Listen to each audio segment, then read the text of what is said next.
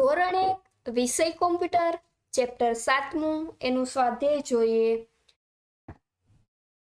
ચિત્ર દોરવા અને રંગ પૂરવા માટે જરૂરી એવી વસ્તુઓ પાસે રાઈટની નિશાની કરો. અહીં તમને નામ બધા આપ્યા છે.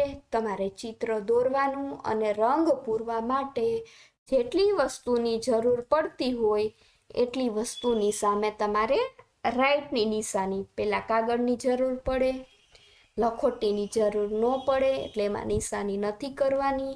ત્યારબાદ પેન્સિલની જરૂર પડે, પછી સંચાની જરૂર પડે, પછી ટેબલની જરૂર પડે, કલર બોક્સની જરૂર પડે, ફૂટપટ્ટીની જરૂર પડે, પુસ્તકની જરૂર પડે. તો જેટલાની જરૂર પડતી હોય એમાં તમારે રાઈટની નિશાની કરવાનું છે. અહીંયા કલર બોક્સની પણ જરૂર પડશે. અને જો પેન્સિલ વાપરતા હોય અને સંચો પેન્સિલની અણી તૂટી ગઈ હોય તો સંચાની પણ જરૂર પડે. ત્યારબાદ આગળ જોઈએ. નીચે આપેલા ટૂલને તેના નામ સાથે જોડો. તો આ પેલું છે એ પેન્સિલ ટૂલ છે.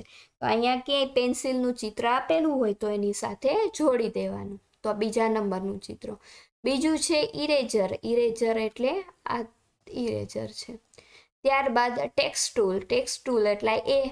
ત્યારબાદ ફિલ વિથ કલર. તો આ છે ફિલ વિથ કલર.